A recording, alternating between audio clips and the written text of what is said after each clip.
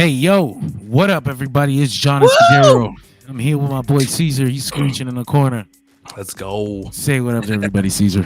How's it going, everybody? Let's do this. This is the gang tonight. It's going to be John Escudero and Caesar running the Raw stream. I hope you all enjoyed Raw tonight. Caesar, what do you think of Raw as a whole? I'm still trying to get past the spoiler alert, the new announcers. Let's just go with that first. Joe Tessitore, we can talk about that first. I'll bring up his graphic that I got here. Boom. There he is. Like, boom, boom, boom. For me, I've never heard him, so my impression is still different. And last week we had Cole and Graves, so it's a hard switch up. Because, I don't know the words to use. It was just different. Yeah, it's very different. It's a very different feel. I feel like that's why they hired him. He brings a very legitimate sports commentary feel to it. If I had any real notes about it, it's that you could tell he was new. He didn't know all the characters, and he was still trying to, get the stories and trying to figure out what he's supposed to be really mad at in regards to what's happening in the ring. And then as a babyface straight up commentary, what is he supposed to react angrily to? Like, oh gosh, why are they doing that? It's just funny to watch him, try to figure that out. But I thought he was really good tonight. I have friends that know him from other things, like other video games and other sports like that. But like you, I hadn't heard him before.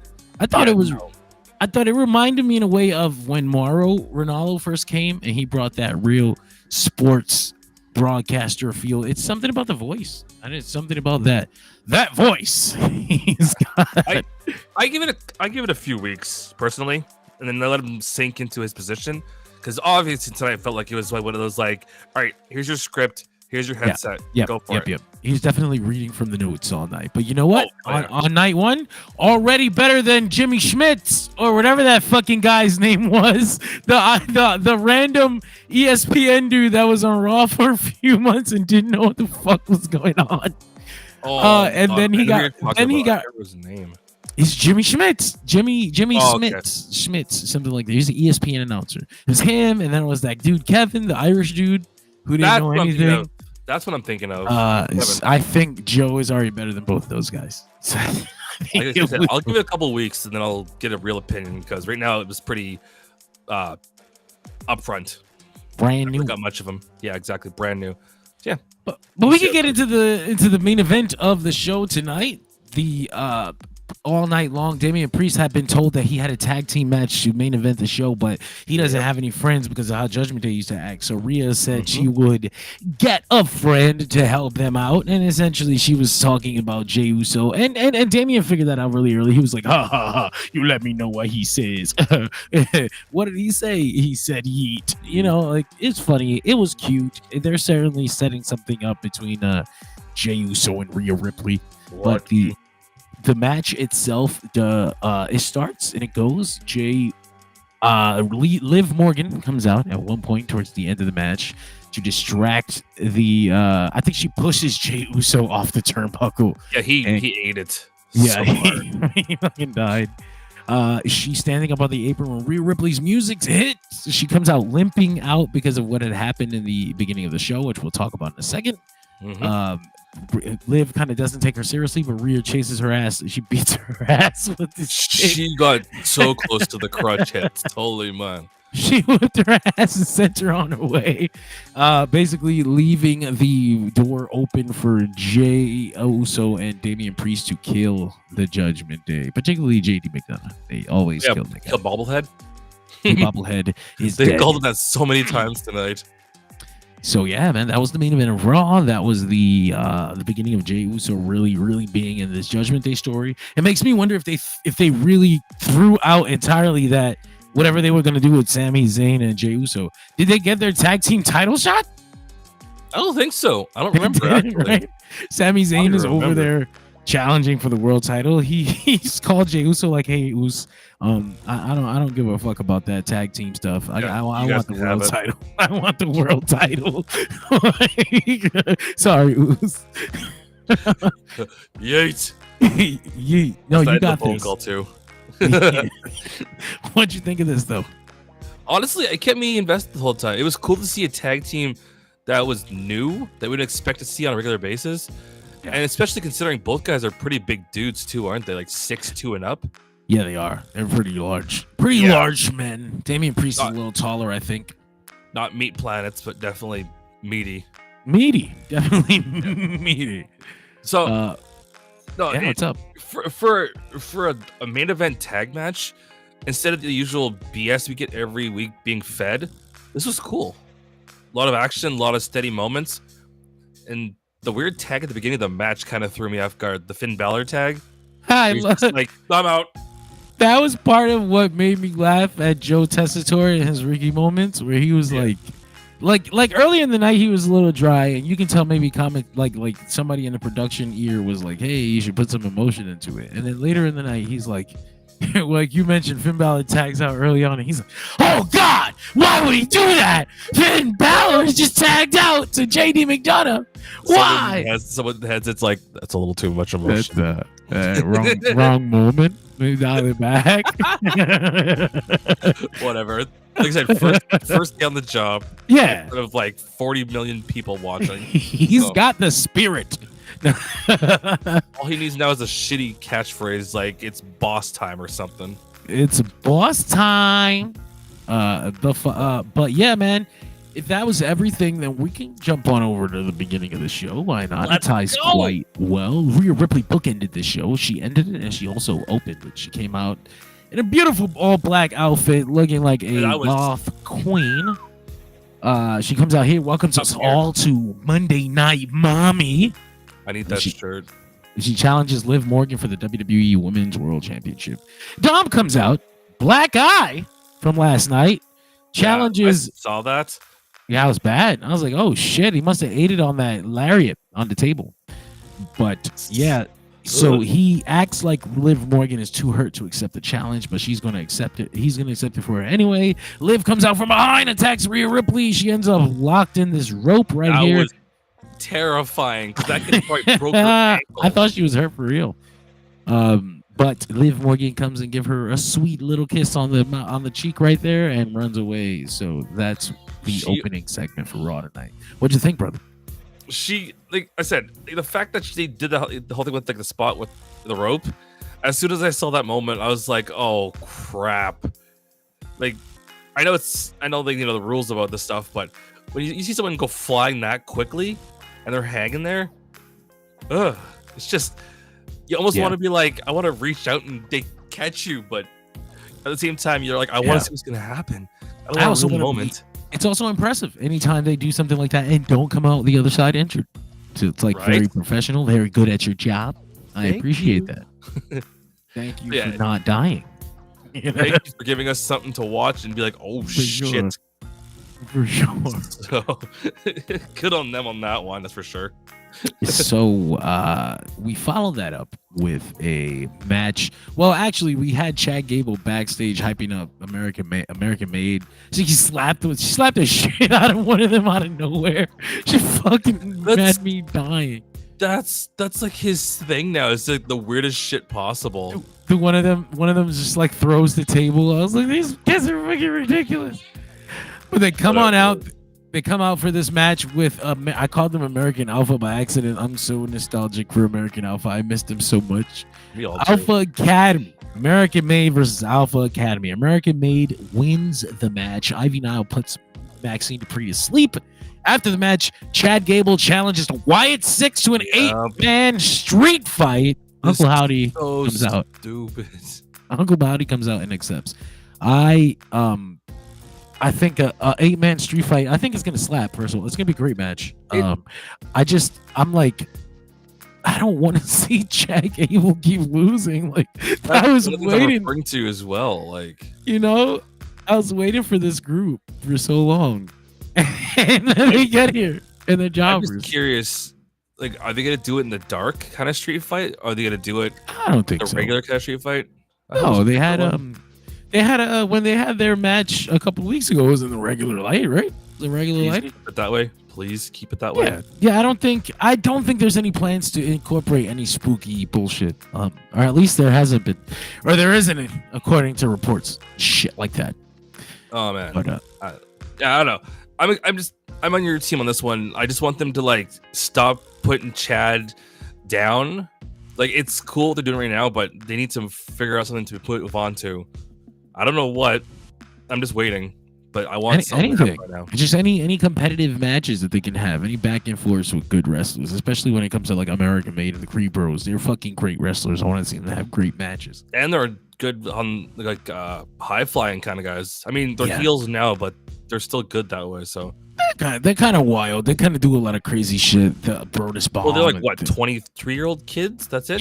Yeah, they're very young. They're still willing to do the craziest shit. But top rope, let's go. So yeah, man, we followed that up with a short match between Zelina Vega and Shayna Baszler. Oh yeah, this part. Okay, yeah. See, I feel bad all the time, but I shouldn't, because she had a chance. She left. She left. She made a big deal and she left, and she was all, they don't have a union, I'm a unionized, and then she came back, and I'm like, well, whatever happens, I can't feel bad because you had your opportunity. She has this moment, really emotional moment early on before the match starts. It's a sign for her father. A lot of people don't know the context. Essentially, her father passed away in the 9/11 terrorist attacks. There is a touching story, little documentary bits that she has done where he was able to call his family in his last moments and speak with them.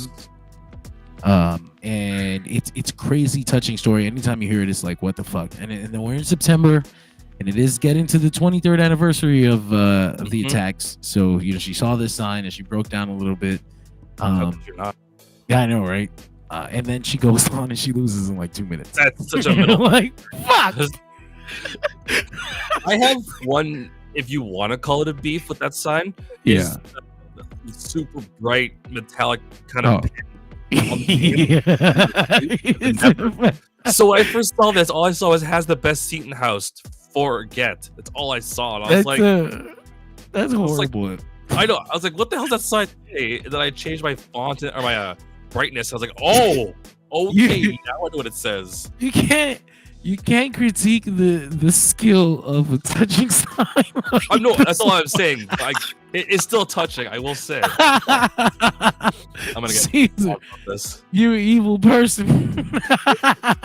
Cut. Gosh, no. I get what you're saying.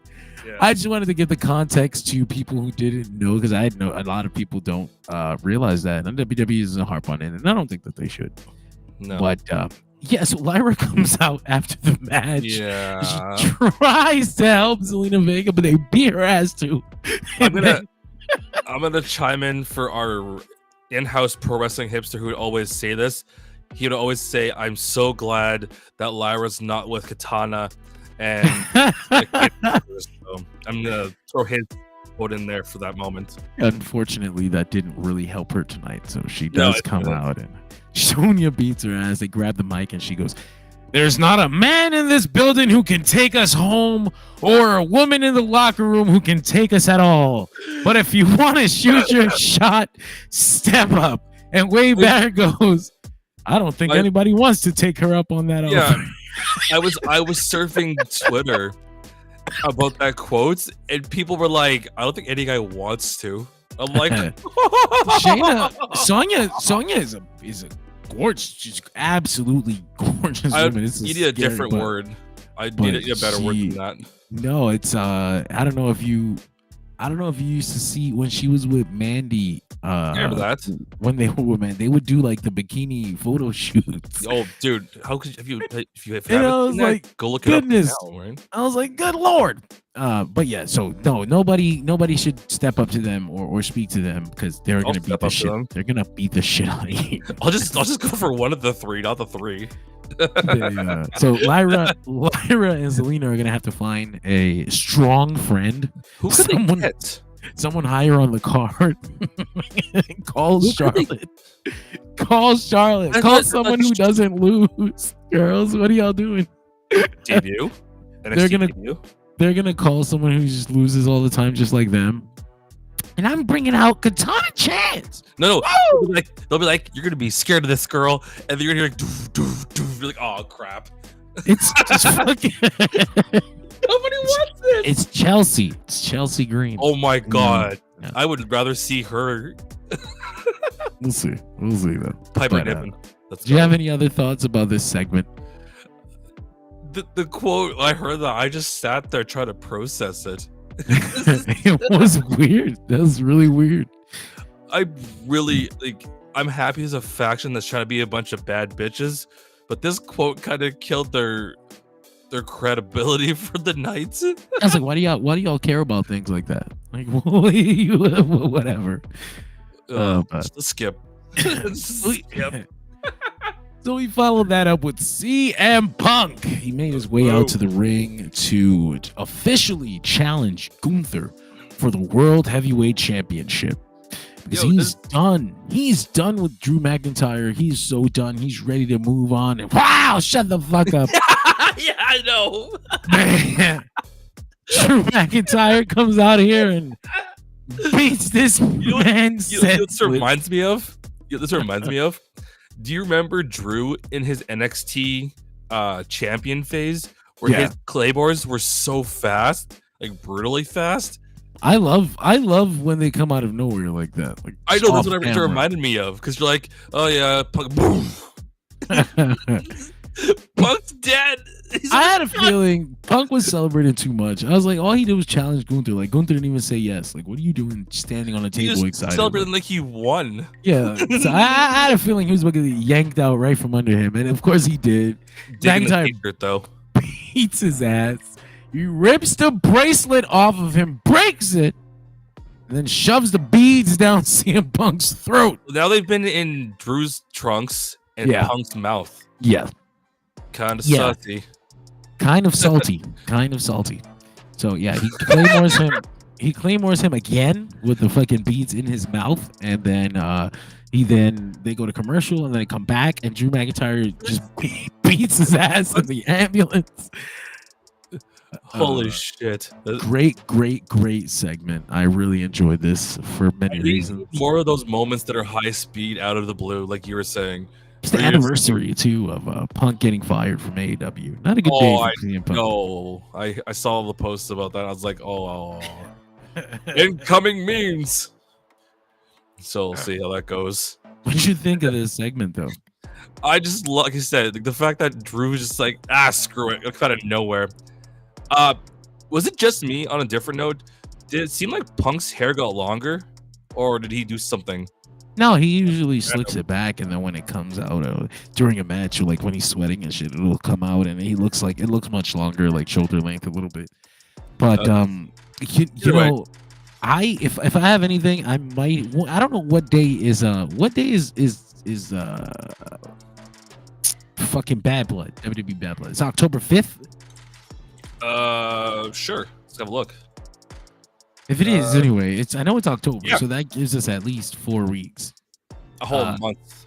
I might have done the Gunther Punk match next week just to like have Drew screw Punk out of a world championship.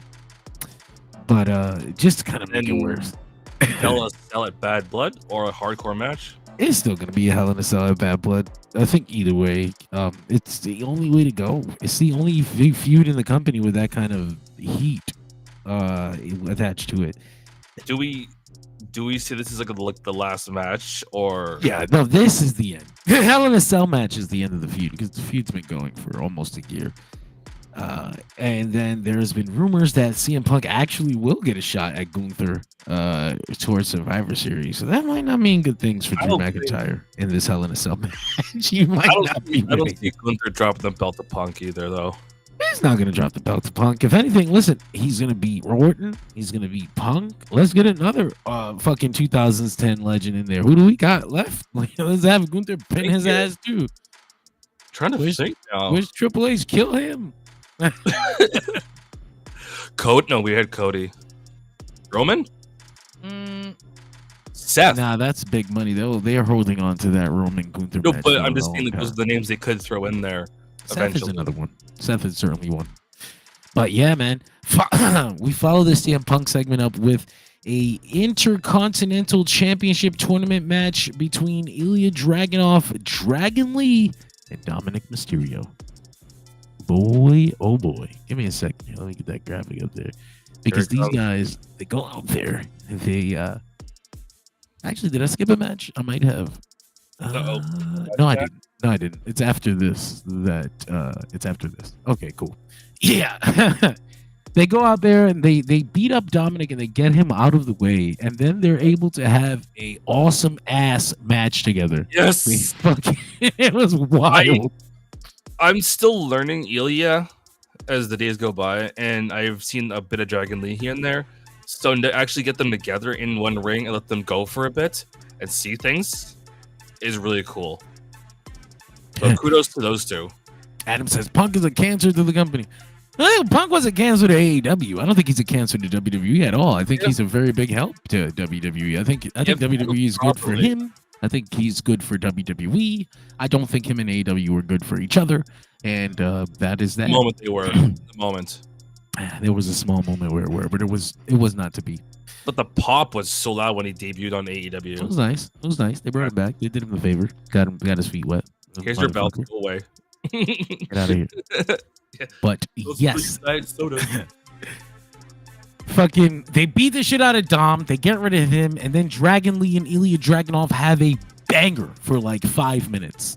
Dragon Lee, or Ilja Dragunov hits Dragon Lee with that weird headbutt of his and pins him, winning the match.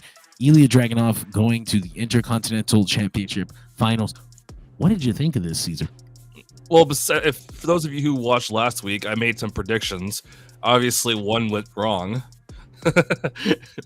But it's cool to see one of the two, dare we say, up-and-comers get put into the title contention, we'll call it. So that's awesome to see. Because if they had put Dom in there, I would have been like, oh, seriously? So I'd love to see a rematch with these two, Ilja and Dragon Lee. Maybe another person for a triple threat. I don't know. Just give me something else. I'd like to see it sooner rather than later. Almost immediately. As soon as we can get that done. Yeah, give them a match. Let them go for 20 minutes. Max says CM Punk just posted that they broke a fake bracelet and he still has the real one. Why would he post that? You know, I saw someone say that he posted it, but I didn't double check to see that he really posted that. That seems like such a weird thing for CM Punk to post. That's so weird. Adam, speaking of CM Punk, Adam says, why did he sell out and leave the company? His ego is overhyped and he should not be allowed back into a company he turned on. Well, as it turns out, Adam, none of those things matter to the WWE. They don't care about things like that. Loyalty, all that stuff is bullshit. Just words to them. They're a cold, cold place that only cares about money. And when there's money to be made, they will make it. So they'll find a way to make it too. They'll find a fucking way. But yeah, we need to run that back. Dragon Lee and Dominik Mysterio Dragon Lee and Ilja Dragunov 1-on-1 ASAP, please. Before the month's over. Braun Strowman backstage, and Adam Pearce is talking about how he needs to find someone to replace Bronson Reed, who came down with COVID. And Braun Strowman walks in the room all fucked up, and he's like, the doctor said I can wrestle. And fucking Adam Pearce says, okay, I'll let you wrestle, and then I'll go have a talk with those doctors. If you look me in the eye and say you can go, I'll let you go. Like, okay, Adam, that's great GMing. You fucking suck at this job, dog. In kayfabe, obviously, not like as an actor. Okay, Adam Pearce is very sensitive. I don't want him to think I'm talking about him. I'm talking about the character Adam Pearce. Fucking sucks. Well, as a GM. He sucks as a GM, bro. Braun Strowman walked in that room, obviously broken ribs. He's taped up. He's got all this shit on, and he said, the doctor said I can wrestle. If you look me in the eye and you say you can wrestle, I'll let you go. Shut the fuck up, Adam. You suck. No, that man has no balls. I understand, Adam. I've been there. I actually don't like the guy. I had a bad experience with him in real life. But again, you know, WWE, they like their money. Yeah, Mac brings up a point. Ultimate Warrior literally held Vince McMahon up for $100,000 and fired immediately after that match, and they still brought him back. Yep. Michael Cole did say on SmackDown that it was nice to be on a show with a competent general manager. Oh, They got to do Adam Pearce versus Nick Aldis at some fucking point. Bad Blood. Two former NWA World Heavyweight Champions, Survivor Series. Both WWE general managers. That would have been an awesome Survivor Series match. For them on one, and the managers on both teams. So Pierce with the finish. The next match was the number one contenders for excuse me, I'm in a fucking tongue twist. The number one contendership for the women's tag team championship. Unholy Union versus Damage Control. I got something to throw out there, and I think our boy Max is gonna weigh in on this too. Are they calling them the Unholy Union, or is that just some shit we made up? No, that's what the fuck they call them. Because on the show tonight, they were like, it's Alba Fire and Isla Dawn. They put it on the graphics. But they didn't say it. I would not make that. I do not make that up because I actually hate it. But Tyler says he thinks Adam Pearce needs to be fired. The SmackDown general manager is better. Yeah, no, that's for sure. I think Nick Aldis is a much better GM. No, Adam, I didn't get to see any of the Raw Talk segments because I have to jump straight up. I jump straight on here.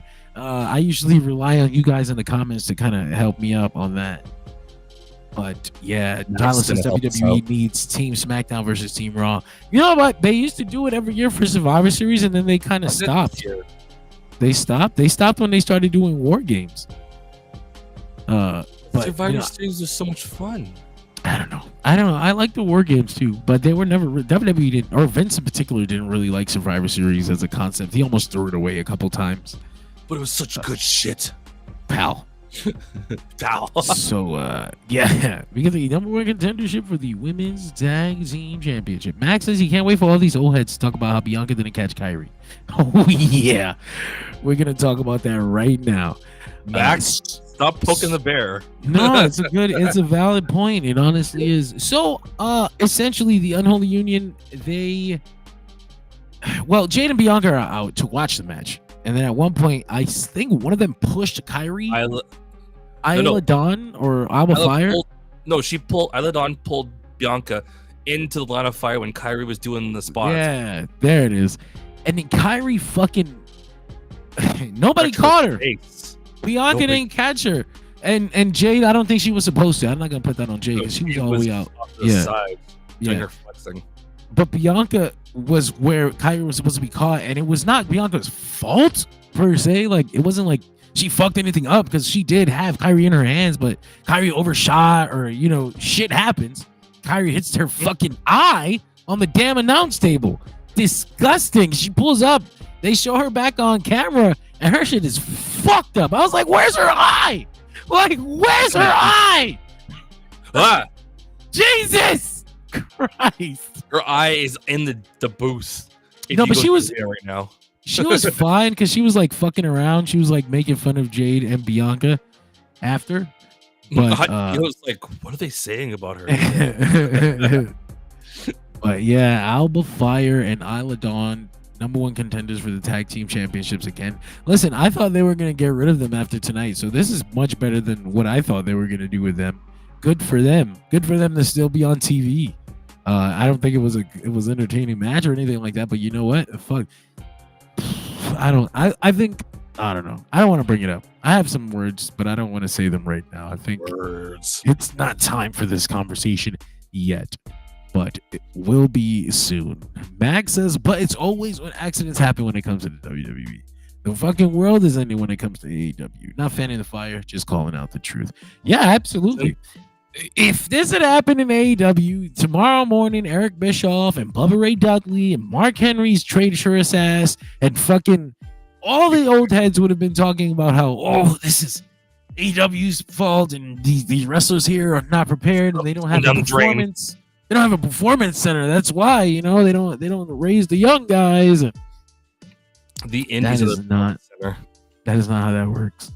Anyway, Adam says, I guess since Odyssey Jones might have gotten a boot, Xavier Woods might be remaining a face, and Karrion Kross is turning his focus towards The Miz. I did notice that last week, Karrion Kross and The Miz were backstage talking to each other in the background. One of those background things they do where you have to look, And I guess this week on Raw Talk, they followed up on that, and they're going to continue on. And honestly, Karrion Kross and The Miz is such a weird pairing that I wouldn't even hate if they tried it out. Well, let's just see what they're doing. I can't tweet him to give him my opinion. So. You deserve that. You deserve that. Shut up! You know you do. If you guys don't know why, then Karrion Kross blocked on Twitter. Guys. Actually, his account. Gunther comes out, basking in the glory of his victory over Randy Orton and Bash in Berlin. He says, "You know what? I was saying those mean things to Randy because I wanted the best version of Randy out here." And then Sami Zayn's music hits, and Gunther is like, "What the fuck?" He literally says, "The fuck?" Like, his face even says it. He turns to the shit and starts laughing. He's laughing at Sami's music. Sami comes out. He's not really taking him seriously. Sami is telling you, I want the world title. And Gunther's like, yeah, you know what? You get your ass beat a lot, and you always come back out here. Always. I respect your passion, but get the fuck out of my face. Like, get out of here, bro. You're not doing this. And then Sami says something that offends him, and I forgot what the fuck he said. He says something like, I beat you at WrestleMania or something like that. And then Gunther stops, and he turns around, and he's like, I got your attention now. And essentially, Gunther is taking him a little more serious now, and it looks like we'll be getting that World Heavyweight Championship match between Gunther and Sami Zayn at Bad Blood. Adam says he wishes they gave Karrion Kross a push. He feels like they're wasting him. Yeah. Like Nakamura. And Max says he's going to have to hold his pace until that segment of the show with Kross and Miz. Max, so we love it. Tyler says his favorite match is Gunther versus Randy Orton. I thought they had a great match on Sunday, Tyler. I thought that was one of Randy's best career matches.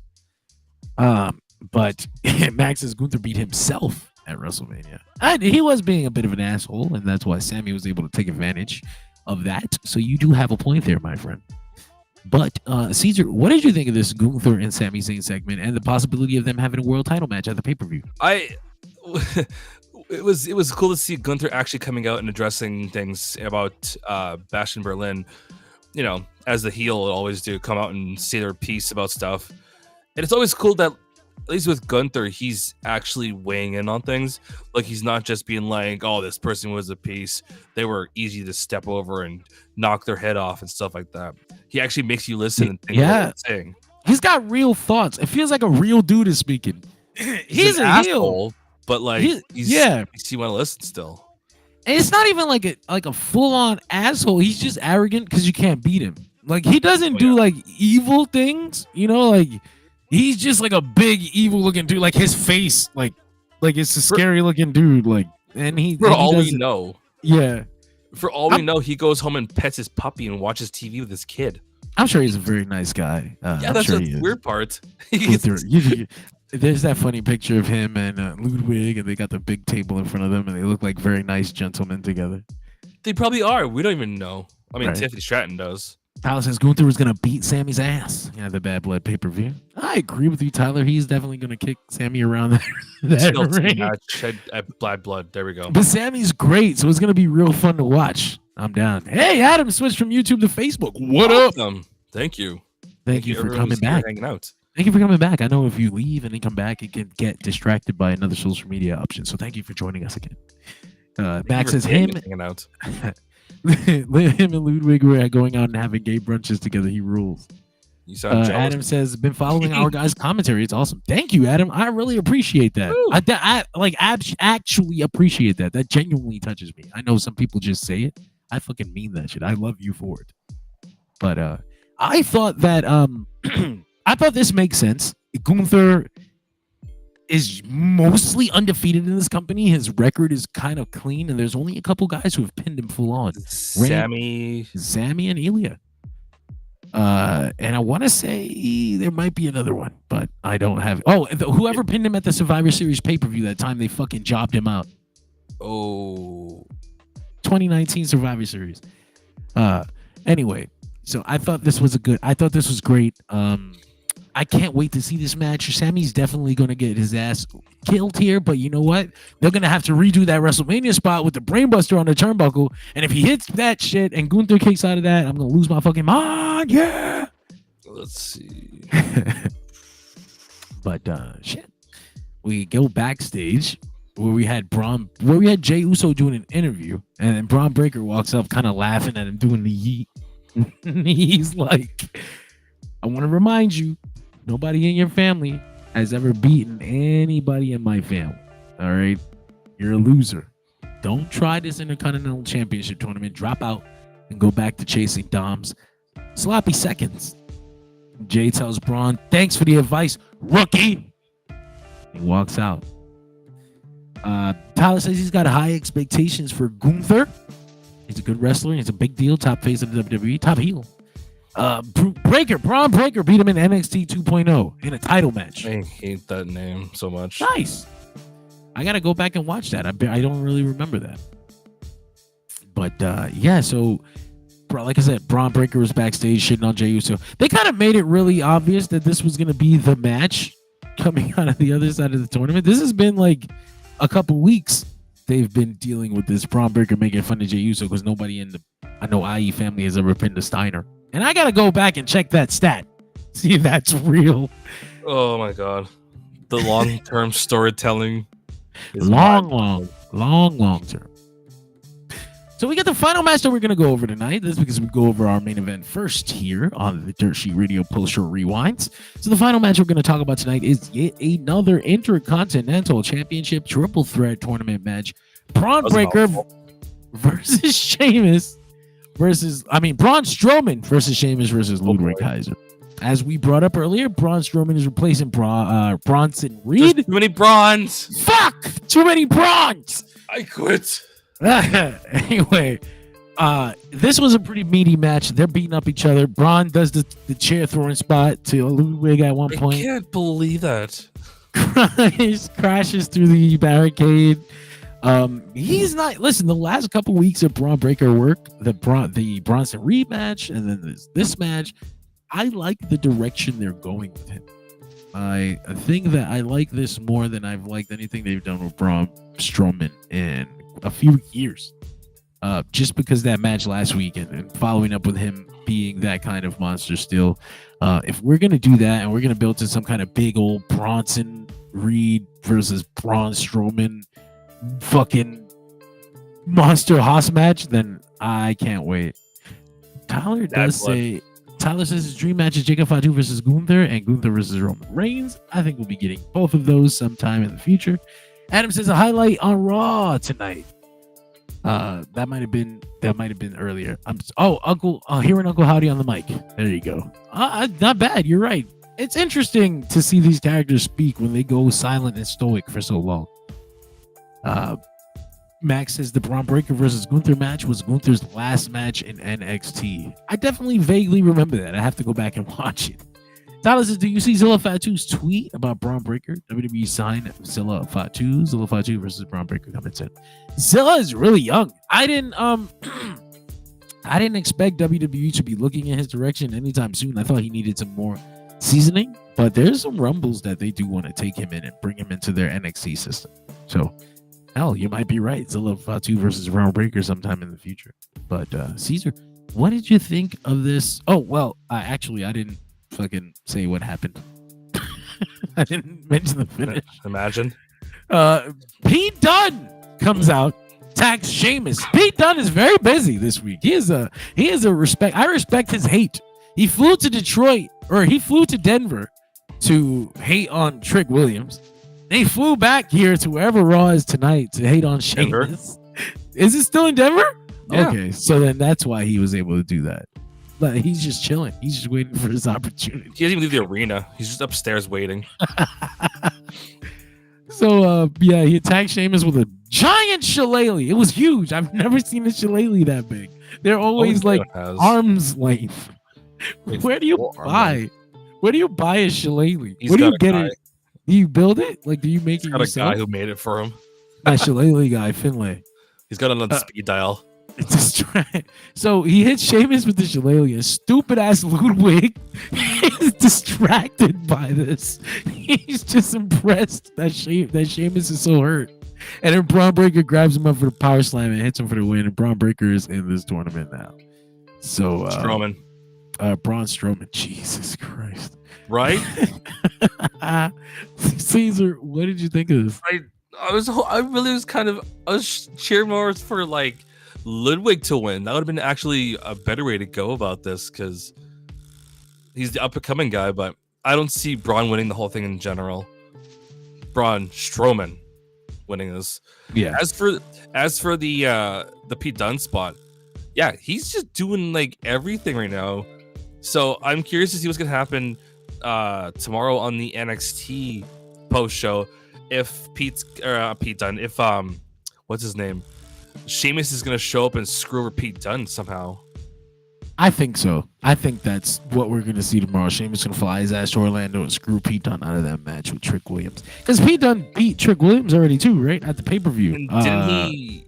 Yeah, that's what I was just going to say. It was at the show. He went and showed up and screwed him over. So then I suspect Trick Williams is going to get his win over Pete Dunne here. It sucks for Trick that he's going to be off a distraction, though. Like, well, got to do a dirty style, right? It's dirty. Tyler says WWE is cooking right now, and he's going to be opening his own promotion in the future. Well, good luck, Tyler. Let us know what's up. Send us some information. We'll see if we can get it up there. Adam says, remember, he is Pete Dunne and not Bush. He wanted to swing when she said that. You could tell. Jackie Redmond interviews him and calls him Butch, and he was about to grab her up by the throat. I will kill you. I will kill you. Never call me Butch. Skin your cat. I will feed you CM Punk's bracelet bead by bead. But yeah, man, that's WWE Raw in a nutshell. And following that, it's about time for us to do our favorite segment of the night, Jobber and Megastar of the Night. We begin with our Jobber of the Night. Oh, I got a fucking fire going on in my house, clearly. Jobber of the Night. Caesar, who is your Jobber of the Night? I'm going to give it to one person because I feel actually bad for him now that I'm thinking about it. Is Ludwig Kaiser for getting a full chair launched at his face during that triple threat match. Like, I'm sorry, but like that's a spot nobody sees coming. So the chair spot. how do you prepare for that? Oh, guys, I'm in the corner. On the ground, dead. Understandable. Guys, in the comments, if you have a Jobber or Megastar of the Night, now would be the time to let us know. Jobber of the Night time is now. Max says, I have an Alba Fire in my house. He'll see himself out. Fuck you, Mac. I hate your pun. My Jobber of the Night is going to be Kyrie. She why? Kyrie, man. It's not her fault. But she had the worst misfortune of the night by knocking her ass out on that table. Is she looking to the left or the right? She's just being a nutso. She's just being fucking around. But yeah, poor Kyrie. She fucking had to be in that shitty ass match. For 6 months. She fucks her eye. Hopefully she's okay, because if she actually gets injured, all of Damage Control would have went down one by one. Asuka with the knee surgery. Dakota with the knee surgery. Now Kyrie with the eye. Io is going to be standing alone. That's a shame. But that's what Jobbers of the Night. So then that means we can talk about our Megastars. Bah, bah, bah. I wish I had pyro and all that good shit. I would throw it right now. We got a comment that Max says Kyrie literally looks like one of those WWE action figures they put out where the wrestlers were zombies. Right? Adam says his Jobber of the Night is Drew McIntyre after pulling Punk's feet from behind him in the all-black hoodie. He did have to attack him from behind to make that work, didn't he? But yeah, man. Megastar time. Caesar, who was your Megastar of the night tonight? I'll say it in one way and one way only. Yay. Yeah. That tag team was cool to see because, like I said, they're two big dudes, and you think they're like, oh, this is just gonna be a straightforward, shit.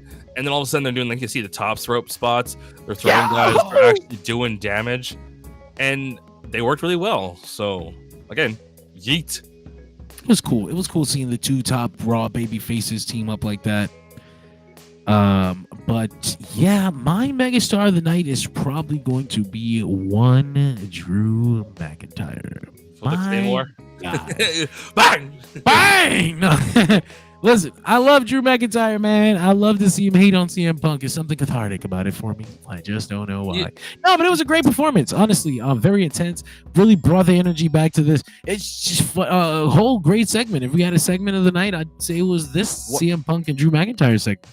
Why do I feel like Drew could come to the ring carrying a microphone and literally sit ringside and not say a word, and Punk would be riled up by it? I love this because because Drew McIntyre legitimately didn't like CM Punk. I don't know how they are now, but maybe working with a guy makes you like the guy. But just to kind of quote Mac, now they're having brunches together. they to be able to work like this, make it happen, make it one of the more compelling stories in the company, probably the number 2 compelling story in the whole company. It's a fucking big deal, especially for Drew, who had to do it by himself a lot of the time without Punk. 3 months. Fuck, man, this guy is the best. They need to reward him with a world championship at some point in 2025 to see what would happen afterwards after this feud is over with. That's what I'm curious about. Adam says his megastar of the night is Wade Barrett for trying to settle Drew down for going after Punk. My god, wasn't that the pay-per-view? That was tonight. He tried to go up and grab Drew, and Drew like shoved him down, like, get the fuck out of here, mind your business. Oh, okay. Yeah, sure. Barrett's like, he's out of control. He pushed me. I knew it. But yeah, man, who's your megastar of the night, Caesar? I said already. Oh yeah, that's right. Eat. I'm sorry, I'm used to having 4 people. Right? Listen, if you enjoyed being with us tonight, Tertiary Radio has daily podcasts, literally daily. We've got Mondays after Raw, as you joined us tonight, but tomorrow night we're on after NXT. On Wednesdays we're on after Dynamite. Thursday nights we come on after TNA Impact, and Friday nights we're on after WWE SmackDown. But on Thursday nights, if you work overnight or if you're on your drive in the Thursday morning going to work, then listen to the flagship Dershi Radio podcast, Dershi Radio. John, Nick, and Greg. Myself, John, Nick, Greg. We talk about the last 7 days of professional wrestling news and rumors. It's a great time. Also, on Sunday mornings, catch Tyler and CJ's NXT Level Up adventure. They're fucking maniacs, man. They love the NXT so much that they decided we're going to watch Level Up. So if you ever thought you were the only person to watch Level Up, like, who do I have to talk to about that? Come on over. We have to the Dershi Radio. We got a show Sunday afternoons as well. The boys, 3NT Wrestling on Dershi Radio live every single Sunday. But this weekend, on Saturday, you can find us immediately after AEW All Out. Is that Saturday? It is Saturday because Collision's going to be on Friday. Instead. Interesting stuff. So Mac as well. Mac, WCW 1999 Spring Stampede Cast coming to the Dershi Radio lineup. A little one-shot podcast you can check out when you're at work, when you got a gap on the Dershi Radio podcast schedule. Check that shit out. But Caesar, where are they gonna see you again? Well, as always, guys, you guys see me here. You're hanging out with John and the rest of the boys for the Monday night Yeetcast. Hanging out for Raw, and of course on the AEW Dynamite crew with this John, and of course the man himself, the Dynamite, Neek, the Rocco, and possibly whoever else comes out. And don't forget, like he was saying, All Out is this weekend, Saturday. Hopefully you guys tune in. I can't wait. I cannot wait. But thank you all for joining us tonight. We will be back tomorrow night. Sweet dreams. Please stay safe. I love you.